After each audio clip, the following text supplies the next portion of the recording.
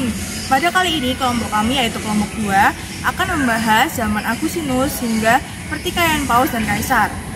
Namun sebelum itu, sejarah gereja itu bukan hanya berbicara tentang iman dan ajaran, tetapi juga perjalanan panjang yang berkembang mengikuti perubahan zaman.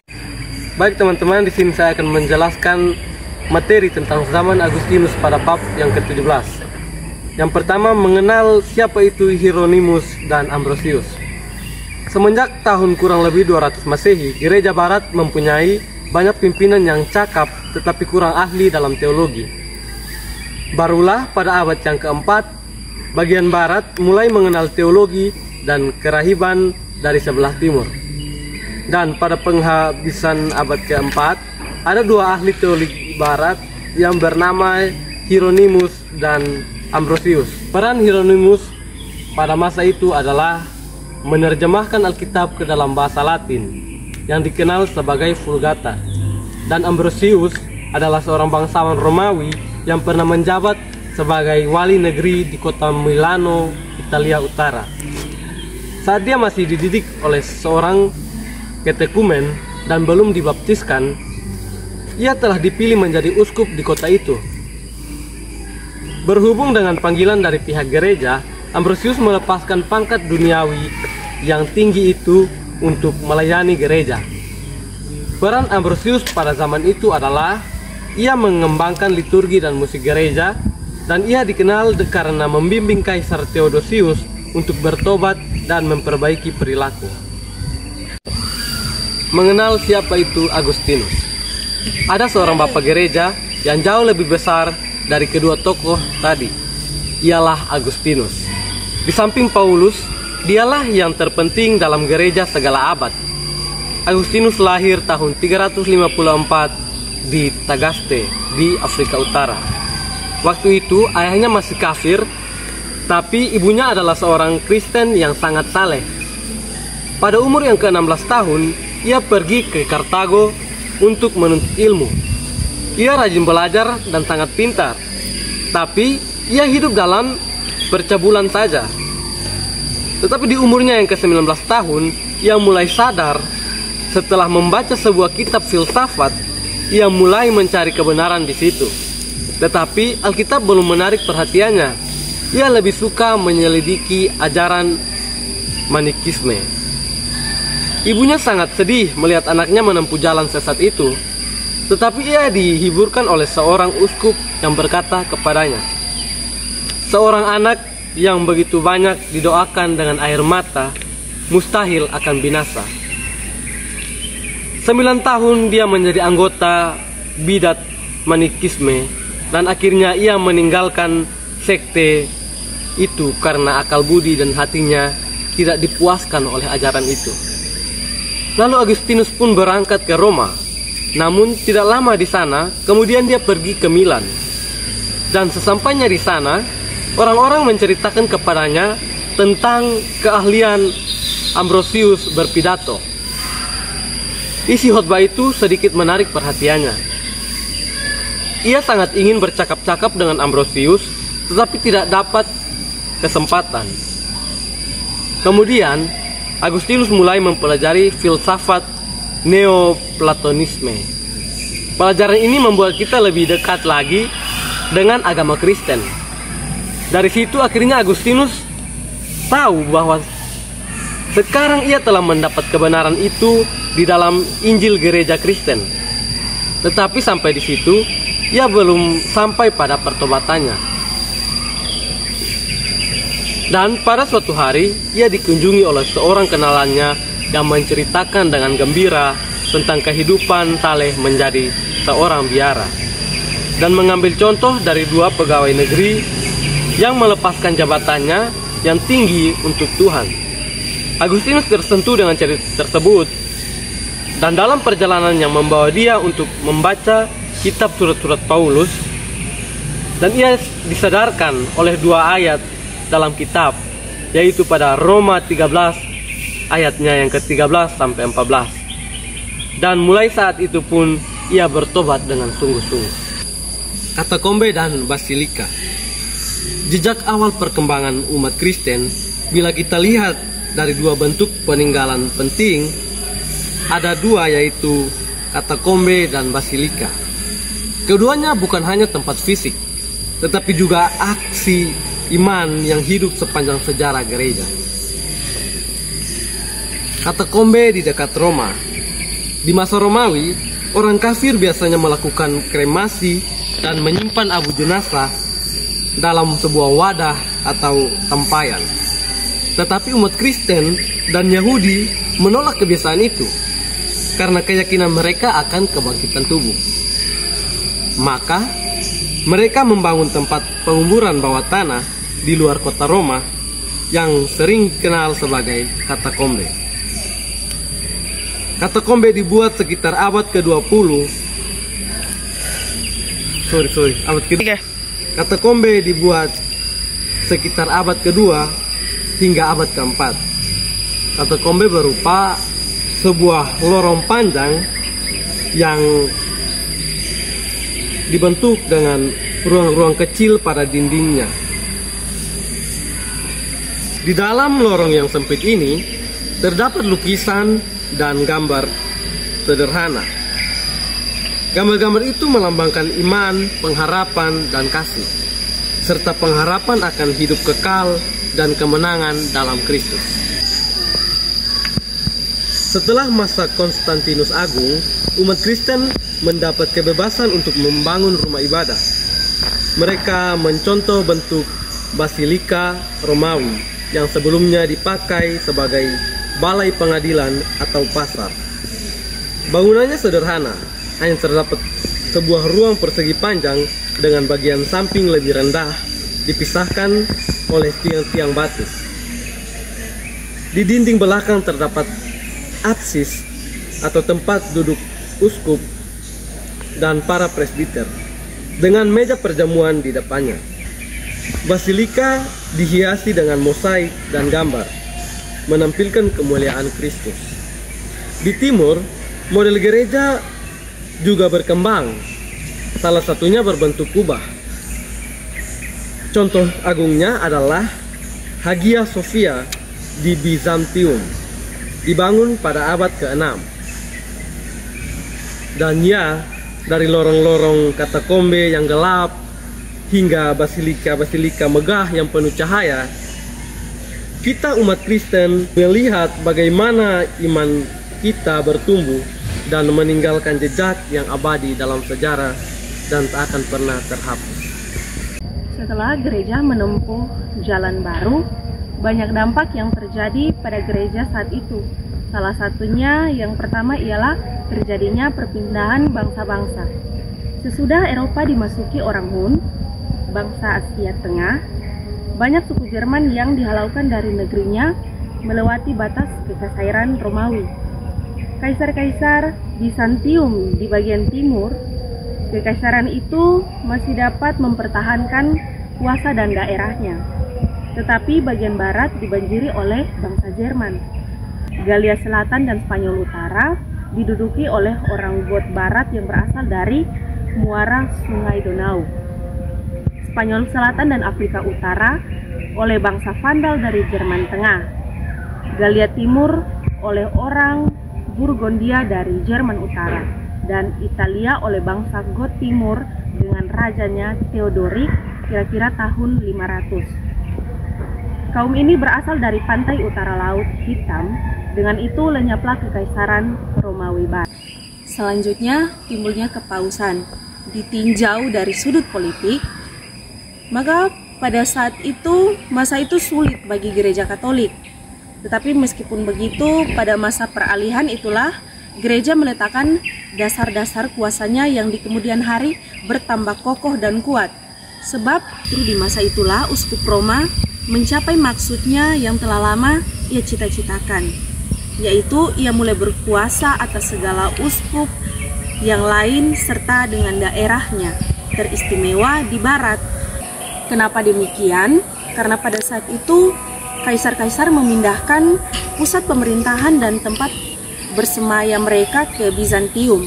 Kota Roma tidak berkuasa lagi secara politik, sebab itu pada pendapat orang di barat, gereja Katoliklah yang menggantikan negara dan uskup Romawilah yang menggantikan kaisar sebagai tokoh yang tertinggi. Sedari abad kelima, uskup Roma digelari paus dan menganggap dirinya terpanggil oleh Tuhan untuk menjadi kepala gereja selaku pengganti Paulus, bahkan sebagai wali Kristus di bumi. Dan Paus Leo I menjadi paus pertama, kira-kira pada tahun 450, karena Leo I mempengaruhi konsili Kalkedon. Juga yang menghubungkan erat-erat segala gereja bagian barat, seraya memperluas kuasa dan haknya ke Galia Selatan, Spanyol, dan Afrika Utara. Selanjutnya, bangsa-bangsa Jerman masuk Katolik. Pada saat itu, bangsa Frank mempunyai raja yang bernama Clovis. Bangsa kafir ini datang dari Jerman Barat Laut. Clovis melihat keadaan di negeri itu genting karena rakyatnya sebagian Arian dan sebagiannya Katolik. Maka diambilnya keputusan untuk masuk Katolik bersama dengan rakyatnya supaya persatuan dalam kerajaan terjamin dan segala harta benda, agama dan budaya gereja Kristen dapat diterima oleh bangsanya. Tetapi gereja di Prancis itu disusunnya selaku gereja Senegeri, sehingga raja berpengaruh besar dalam pemerintahan gereja dan paus kurang berkuasa di situ. Sementara itu, bangsa Burgondia juga masuk Katolik. Lalu, di Italia waktu itu kuasa Arian dari orang Goth Timur sudah dilumpuhkan oleh tentara Kaisar Bizantium Justianus. Tetapi pada tahun 568, Italia dimasuki oleh bangsa yang lain lagi, yaitu orang Longobardia yang sebagian Arian dan sebagian kafir. Pada akhir abad itu, seorang paus naik tahta yang mengemudikan gereja dengan kuat, yaitu Gregorius Agung. Kaum Longobardia masuk Katolik juga atas desakan Gregorius Agung. Paus inilah yang pertama-tama insaf betapa pentingnya pertobatan bangsa-bangsa Jerman yang muda itu bagi gereja di kemudian hari. Dalam lapangan teologia, Gregorius Agung kurang menyenangkan karena ia melemahkan ajaran Augustinus. Menurut Gregorius, keselamatan kekal dihasilkan oleh kerjasama dari rahmat Tuhan dengan amal, jasa, dan penitensia manusia. Gregorius menetapkan ajaran gereja tentang api penyucian. Di dalam api itu, sisa-sisa dari siksa atau hukuman karena dosa haruslah dilunasi oleh orang yang mati itu. Untuk mencapai maksud itu, dengan segera keluarga dan sahabatnya boleh membantu dia dengan doa dan derma dengan membayar misa istimewa. Lalu ketika gereja menempuh jalan baru yang menuju pada kemajuan besar, gereja timur akhirnya kehilangan kuasa dan pengaruhnya. Mula-mula bagian gereja timur itulah yang terpenting. Tetapi sesudah agama Islam membanjiri segala negeri di sebelah timur dan selatan Laut Tengah pada abad ke-7, maka gereja timur lekas runtuh karena hidup rohaninya sudah lama mundur. Hal ini disebabkan oleh karena gereja itu kurang sadar akan tanggung jawabnya terhadap dunia. Pekabaran Injil di Eropa. Kita telah tahu bahwa pada abad-abad pertama, Injil belum diusahakan oleh gereja Kristen dengan suatu organisasi dan persatuan yang tetap. Pada permulaan abad-abad pertengahan, jadi kira-kira tahun 500, hal itu berubah. Gereja baratlah yang mula-mula sadar akan panggilan untuk mengabarkan Injil kepada segala bangsa. Menurut cerita lama, Injil dibawa ke negeri itu oleh seorang bernama Patrick pada tahun 432. Dengan segera timbullah di sana suatu gereja yang berkembang dengan cepat. Gereja Kristen itu dipimpin oleh biara-biara yang menjadi pusat kehidupan rohani, ilmu dan kebudayaan. Banyak rahib yang merasa dirinya terpanggil untuk meninggalkan pulau orang-orang kudus itu. Mereka membawa Injil banyak ke negeri di Eropa, misalnya ke tanah Inggris, Skotlandia, Jerman Barat, bahkan sampai ke Pulau Es. Lalu pekabaran Injil oleh gereja Angel Saxe itu pertama-tama ditujukan kepada bangsa Fries yang pada waktu itu mendiami sebagian besar di negeri Belanda. Pada tahun 690, Willibrord mendarat di pantai Belanda dan 6 tahun kemudian ia dilantik oleh Paus menjadi uskup Utrecht. Bonifatius melanjutkan pekerjaan Willibrord. Di negeri Jerman, ia menyambung pekabaran Injil rahib Irlandia dengan mengorganisasikan gereja Kristen yang muda itu. Pekabaran Injil di masa pemerintahan Karel Agung. Hanya masa pemerintahan Karel Agung saja yang dipakai juga paksaan. Sesudah tanah Fries Utara ditaklukkannya, seluruh penduduk daerah itu pun masuk Kristen. Tetapi bangsa Saxe di Jerman tetap menolak keras agama baru itu. Setelah dikalahkan oleh Karel, raja mereka menerima baptisan dan rakyat disuruh turut pula oleh kaisar. Orang Kristen Jerman tidak bertabiat pemanu seperti orang Yunani dan tidak pula memandang relasi manusia dengan Allah dalam suasana kehakiman seperti dibuat orang Romawi, tetapi mereka itu merasa dirinya terikat kepada Kristus sebagai rajanya. Lalu, sebelum negeri-negeri di Skandinavia baru dimasehikan, kebanyakan suku Slavia yang telah menduduki Jerman Timur, Austria, Hongaria, Balkan dan Rusia sudah masuk Kristen, separuh masuk Ortodoks Gerika dan separuh Roma Katolik. Bulgaria masuk gereja Ortodoks Timur, demikian juga Rusia di bawah rajanya Vladimir Agung yang menerima baptisan pada tahun 987. Segenap rakyatnya dipaksakan masuk Kristen juga. Pada abad yang ke-14, seluruh Eropa sudah dimasehikan. Selanjutnya kita mau membahas tentang bab 21 sampai bab 22, yaitu tentang gereja dalam kerajaan Karel Agung serta pertikaian antara Paus dan Kaisar. Di sini tuh kita mau melihat gimana sih hubungan antara gereja dan negara pada masa Karel Agung, terutama dalam bab 21 ya teman-teman. Sebelum Karel Agung menjabat, bangsa Frank ini tuh sudah memerintah dan memegang peran tinggi di Eropa Barat. Lalu pada tahun 732, bangsa Frank sendiri berhasil mengalahkan tentara Arab di Poitiers. Nah, karena inilah bangsa Frank mendapat julukan sebagai pelindung gereja. Di beberapa tahun kemudian, tepatnya itu pada tahun 796, si Pipin Pendek dimintai tolong oleh Paus untuk melawan bangsa-bangsa Longobardi, karena mereka tahu bahwa bangsa Longobardi ini tuh mau melawan Roma. Lalu Pipin Pendek menyetujui dan membantu para paus tersebut. Akhirnya bangsa Longobardi berhasil dikalahkan oleh Pipin Pendek. Daerah yang berhasil direbut tersebut kemudian diserahkan kepada paus. Nah, dari sinilah nih lahir apa itu negara gereja. Ketika Karel Agung naik takhta pada akhirnya tahun 768, ia berhasil menyatukan Eropa Barat menjadi satu kesatuan. Dan gereja Katolik ini sebagai jiwa penggeraknya, teman-teman. Karel Agung ini punya visi tentunya, dimana visi ini tuh dia mau membentuk suatu teokrasi baru yang meneladani kepemimpinan Raja Daud. Pada akhirnya ia menata gereja dengan sangat rapi, para uskup diangkatnya dan ditempatkannya secara sistematis. Nah, dari sinilah alasan kenapa gereja itu jadi lebih teratur. Namun sayangnya ya teman-teman, setelah Karel Agung wafat pada tahun 814, Kaisar mulai mengalami kemunduran. Wilayah-wilayahnya menjadi terpecah belah.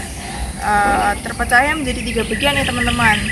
Sehingga nggak ada lagi yang namanya gereja negara yang kuat. Jadinya kekuasaan politik melemah, pimpinan gereja akhirnya beralih ke tangan Paus. Namun, ada Paus Nikolas.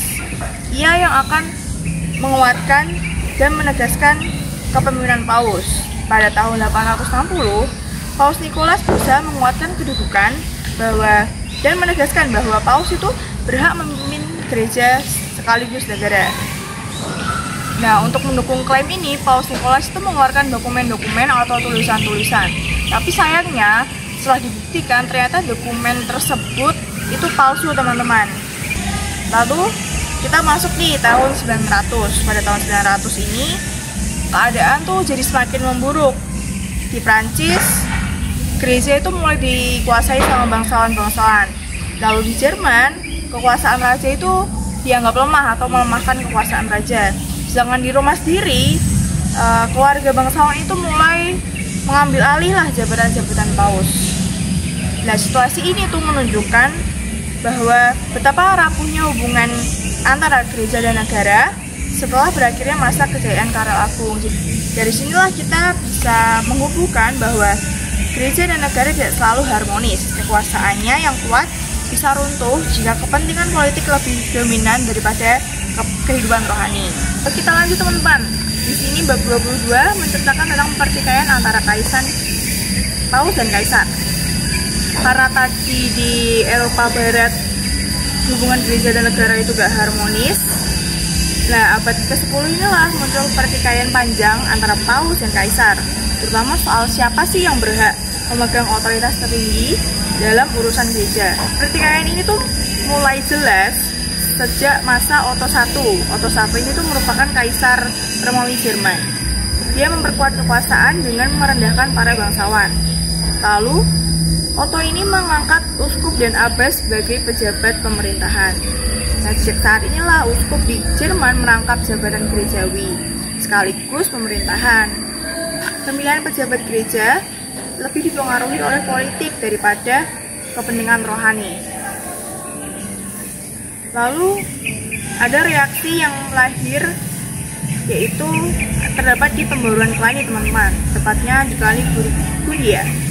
Reformasi ini menekankan bahwa biara-biara harus langsung berada di bawah paus, bukan penguasa lokal. Pengaruh bangsawan dalam gereja dikurangi, disiplin diperketat agar kehidupan rahib itu diarahkan biar hidupnya tuh jadi lebih saleh. Gerakan Cluny ini jadi tonggak penting dalam mengembalikan kemandirian dan kesucian gereja. Terjadilah itu krisis dan awal pertentangan investor. Krisis ini terjadi pada masa Kaisar Hendrik III. Nah, namun pada masa Kaisar Hendrik III mulailah dibenahi krisis-krisis tersebut. Ia memberhentikan 3 paus sekaligus, lalu mengangkat paus baru, yaitu Paus Leo IX. Paus Leo IX memperkuat otoritas kepausan dan membentuk majelis kardinal. Namun ketegangan meningkat ketika paus menolak pertentangan penguasa duniawi dalam pengangkatan uskup. Investor oleh kaisar dianggap sebagai bentuk simoni, sementara kaisar menolak karena para uskup adalah penopang utama kerajaan. Nah, ini adalah puncak konfliknya. Puncak konfliknya itu terjadi pada masa Paus Gregorius VII, teman-teman, dan Kaisar Hendrik IV tahun 1075. Gregorius ini melarang investor oleh kaisar, tapi Hendrik itu menolak. Nah, karena Hendrik menolak, Gregorius mengucilkan si Hendrik ini, teman-teman. Terjadilah karena saling mengucilkan, terjadi peristiwa Canossa tahun 1077. Dan peristiwa itu menjadi terkenal. Hendrik dipaksa merendahkan diri untuk meminta ampun, namun setelah diampuni, ia tuh kembali melawan, dia mau merebut Roma. Tapi karena Hendrik menang, jadinya si Gregorius inilah yang dibuang dan diasingkan. Akhirnya ia meninggal saat pengasingan tersebut. Pertikaian soal investitur berlanjut setelah Gregorius VII. Namun akhirnya ada nih jalan komprominya melalui Concordat Worms tahun 1122. Concordat Worms ini memutuskan bahwa pemilihan uskup dilakukan oleh klerus dan disahkan oleh paus. Tetapi kaisar tetap memiliki hak duniawi untuk menolak calon tertentu dan memberikan simbol kekuasaan kerajaan. Dengan demikian, pertentangan panjang antara paus dan kaisar mendapat penyelesaian yang lebih seimbang. Nah, kita dari pertikaian paus dan kaisar ini, kita belajar bahwa bukan hanya soal jabatan gerejawi, tapi juga soal siapa yang memegang otoritas tertinggi di Eropa. Konflik ini tuh meninggalkan jejak panjang dalam sejarah sekaligus membentuk wajah hubungan antara gereja dan negara di abad pertengahan. Jadi teman-teman, kesimpulannya dari berbagai peristiwa sejarah ini, kita bisa melihat bahwa gereja mengalami perjalanan panjang dan banyak perubahan. Zaman Agustinus menjadi dasar kuat bagi pemikiran teologi. Kesenian Kristen dalam gereja lama menunjukkan bagaimana iman diungkapkan lewat simbol dan karya seni. Gereja Barat menempuh jalan baru ketika berkembang, berbeda dengan gereja Timur. Pekabaran Injil di Eropa membawa banyak bangsa mengenal Kristus, walau melalui tantangan yang besar. Dalam kerajaan Karel Agung, gereja mendapat kedudukan penting dan ikut membangun masyarakat. Namun, hal itu juga menimbulkan pertikaian antara paus dan kaisar dalam perebutan kekuasaan.